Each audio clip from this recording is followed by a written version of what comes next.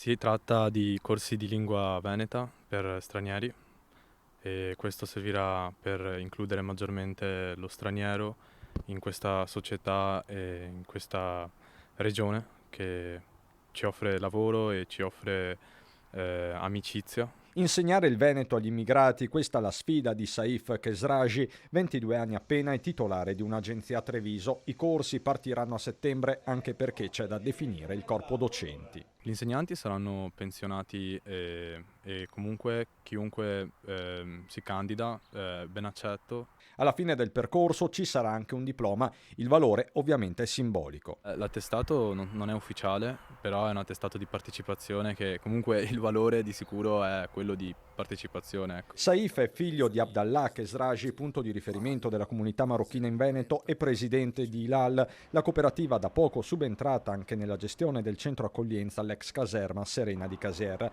Inevitabile quindi parlare di integrazione e diritto di cittadinanza. Lo stesso Saif parte dalla sua storia. Sono nato in Italia, al Cafoncello, ma io penso che se un ragazzo nasce qui e i suoi genitori sono qui da 20-30 anni, la cittadinanza è il minimo che dovrebbe avere. Per una reale integrazione. Non avere la cittadinanza penalizza il giovane e non lo fa sentire di sicuro incluso, quindi non puoi pretendere l'inclusione e l'integrazione se il cittadino, che dovrebbe essere al pari dei figli degli italiani, non è italiano. Quanto al Veneto e ai veneti, il 22enne scatta una fotografia precisa. Il Veneto è una persona solare, disponibile e ovviamente quando vede che in te c'è la voglia di lavoro e di resilienza, vede che comunque ti accoglie e ti introduce a sé e alla sua cultura.